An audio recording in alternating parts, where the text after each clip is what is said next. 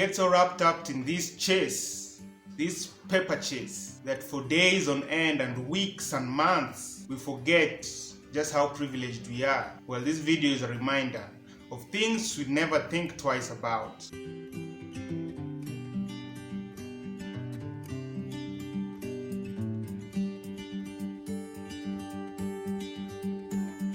Welcome to my channel.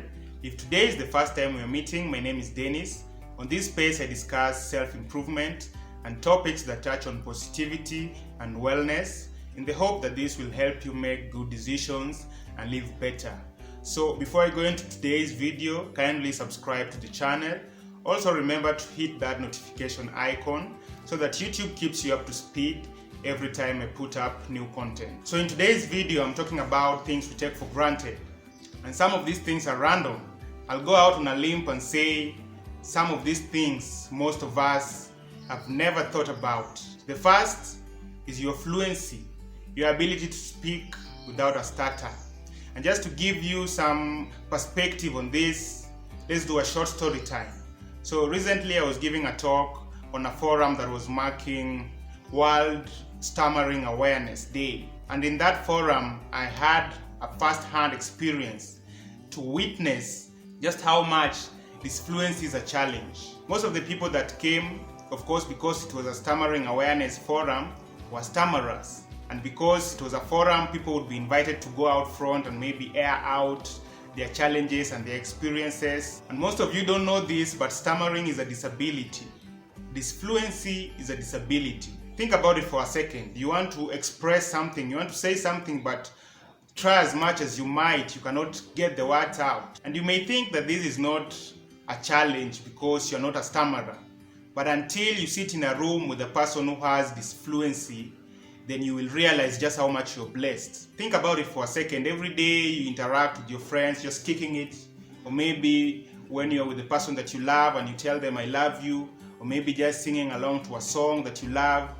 And there are people that cannot do these simple everyday things because they have this fluency as a disorder. And today, just take a few seconds to recognize that your fluency in itself is a blessing. You may not think of it as such, but believe me, I've had occasion to sit with people that have a stutter, and I recognize right now that my fluency is a blessing. The second thing that we rarely think about, or at least ever consider to be grateful for, are our senses.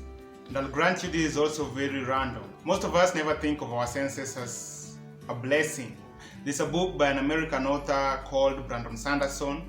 I think the name of the book is Words of Radiance, and it's part of a series called The Stormlight Archives. And in this book, two men stand on top of a hill contemplating beauty.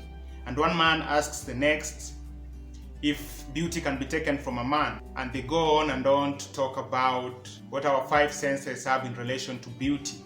And I'll give you some perspective. Most of us think that beauty is only in what we can see. But I'd like to propose right here and now that beauty is not in only what we can see. Beauty is in food, beauty is in music, beauty is in hugging and touching the people that we love. If you had no arms, a lot of people don't have arms. They're amputated. Other people are born without limbs. And you could not hug another human being. You could not connect with another person in this way. How would you feel? What about if you could not hear? What would you do without music? What about if you had no sense of smell? You could not smell good food and bad food, the scent of the person you love. Have you ever thought about these things in this way? If you had no sense of taste, no matter what food is put in front of you, you could not enjoy it. Think about how your life would change if you didn't have all your five senses together. And a lot of people don't have the blessing that most of us have in our five senses. As I said in the beginning, this video is a reminder of things we rarely think about, things that we take for granted but which we should really be grateful for. Take a few moments today to appreciate your five senses, if indeed you have five senses. The third thing that again we take for granted, or at least most of us do, is the roof over our heads. All of us want mansions and castles. There's a saying that goes, all of us know money won't buy us happiness, but everyone wants to find out for themselves. So part of that is appreciating that we have a roof over our head. Most of us rarely take time to see that as a blessing. I like to look at statistics on Google. Think about this for a second. 150 million people in the world are homeless. That is more than 3 times the population of Kenya, the country that I live in. I think Nigeria is the most populous country in Africa, and that country has, at least the last time I checked, 150 million people. So think about that. 150 million people, a whole country of people without a roof over their head, just exposed to the elements. And that is a big blessing that you have and which you are not thankful for. So you and me, we have a place that we live in, whether it's rented or whether it's a place that you own. Think about that for a second. Take some time today to be grateful for the house, the place, the roof over your head. And the last thing that most of us take for granted is the food in our belly.